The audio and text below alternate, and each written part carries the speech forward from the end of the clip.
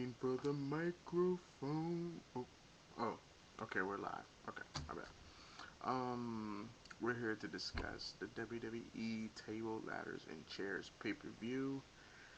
And, I would say pay-per-view wise, from a scale of 1 to 10, I'll give it maybe a 4. Sorry. I have to give it like a 4. And out of 5 stars, I'll give it 1.5. Yeah, I mean, it's just not. It was nothing. Okay, we started off with the first match, which was Dolph Ziggler and Jack Swagger and Kofi Kingston in the ladder match for the Intercontinental title. Basically, it was down to Zack and Kofi Kingston to get the Intercontinental belt, and they both were hanging on for dear life, and they both pulled the belt down, which Dolph Ziggler ended up grabbing the belt, holding the belt, and running out the ring with the belt after a attempt from Vicky Guerrero to get the belt, actually, but that was kind of entertaining. Um, but yeah, Dolph Ziggler still Intercontinental Champion. I don't know why they allow him to still be champion, but hopefully they got something planned for that. That match, I'll give that match maybe a 3 out of 10. It was, I don't know, it depends. I guess if you're a Kofi Kingston fan or Ziggler fan, many few of you out there, or Zack fan. But why I keep saying Zack? Sorry, Jack, Jack. Excuse me, not Zack. Jack Swagger. So Dolph Ziggler won that one, and then Natalia and Beth Phoenix was in the second match against Lay Cool, and to be honest with you, I think that match was better than the triple threat Kofi Kingston, Zack Swagger, and Dolph Ziggler match. But they were in a tag team tables match, and they were going back and forth. Beth really, she kind of came in just to kind of save moments. She really didn't do any spectacular things, except for the time she was about to um, slam both of Lay Cool through the table at the same time, showing her power. That's what people mostly like to see about Beth Phoenix. But the most interesting part of that Divas match was when when Natalia got both of Lay Cool on the ground with their legs open. I know I'm not no pervert or anything, but still, this is what happened. Lay Cool's laying on top of each other, put their legs up because she was about to, go for the move, put them both through the table, but instead she put them in a double sharpshooter, which I never seen it done before. It would look weird if men did it, so yeah. But by she doing it to both Lay Cool, it was cool. Like that was one of the best parts of that match. To be honest, one of the best parts of the night in the pay-per-view. And the crowd kind of got a little hype after that. And basically, Beth Phoenix comes back and they get the ass whipped a few more times. And then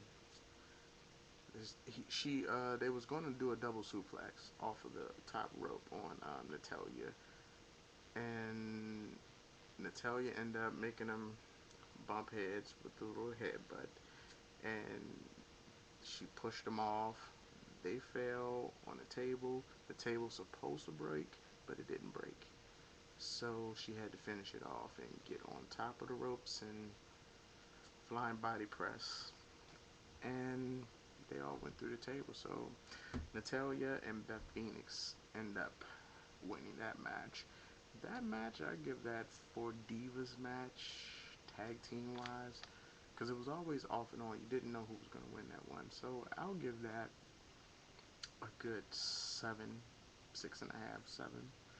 out of a 10 for a Divas match, but for a night period, I'll give it a 3.5 out of 10. Um, then we had Santino and Vladimir go against Nexus. Um, I have to let you know, Santino is one of the funniest clowns inside the WWE I've seen since, the Mankind era and all that. But Santino is hilarious. Like, seriously, he's hilarious. He's like a grown little Italian kid, and it's funny with the little the Cobra thing. I mean, he had Nexus actually scared of that. Like, they were coming to hit him, and he hit, that, and they backed up. Like, it was funny, but you had to see it. But Santino ended up retaining the WWE Tag Team titles due to Q DQ, yeah, disqualification. So, because all the Nexus came in and they started banking them, started beating up on them, and all that crap. So, but that match, I'll give it maybe a 2.5, 3 out of 10. But for entertainment wise, I give it an 8. It made me laugh. Like, I mean, teary eyes. It was funny. It was very funny. So, Santino and Vladimir won by DQ. And then moving on to, if you ask me, the most entertaining and the most hyper match at that point in this pay-per-view, John Morrison and Sheamus for the contract signing number one contendership for the WWE Championship. And that match just went back and forth. I mean, Sheamus was doing some hell of a power moves. I mean, the kicks, I mean, the slams, and it was at one point John Morrison, like, fucked his knee up very bad. And when I tell you Sheamus took advantage of that, he took advantage of it. He was wrapping his knee up in the ladder and slamming the ladder, and he had his knee connected to the ladder, and every time he moved the ladder, his knee would move. It was, seriously, that was a good match. That was a great match. And if Sheamus or John Morrison come out with a DVD, that should be on their match as a, on their DVD for, some type of classic match. But it was a good one. Um, Sheamus went through the ladder, broke the ladders. It was a lot going on. But basically, John Morrison is the number one contender for Miz's title. And the reason why I say Miz's title, because of course that means the Miz won tonight versus Randy Orton. And that was a kind of crazy match because, Miz came out with Alex Riley, and, it wasn't going to be a smooth match. It wasn't going to be a fair match with Randy Orton. So, as they wrestled, Randy Orton beat up Miz. Miz fall out the ring. End up knocking the referee out as well. So the Miz and the referee is out. So Alex Riley is in the ring. Randy Orton sees him.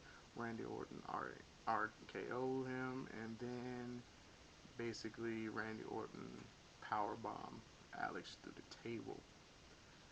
But the smart, evil genius Miz seen that the table was broke. He went in there. He put his finisher on Randy Orton, and he looked at the table. He looked at Randy. He looked at the ref. He moved Alex out the way. He put Randy Orton where Alex was, and then he woke up the ref, and the ref basically thought that Randy went through the table. So they rung the bell. And as they started showing the instant replay, the ref was looking at it as well, which means that he called the match off and he restarted the match. And Alex is still in the ring. Randy and Miz is outside of the ring. Now, Randy Orton went off for a good 20, 25 seconds maybe. He threw him from, you know, from rail to rail, and he threw him up against the, um, the poles and stuff like that. Like, it really looked like Randy was about to snap. And he threw him in the ring, and Randy was getting into the ring. And Miz pushed Alex into Randy before he can get in the ring, and Randy fell off the apron through a table,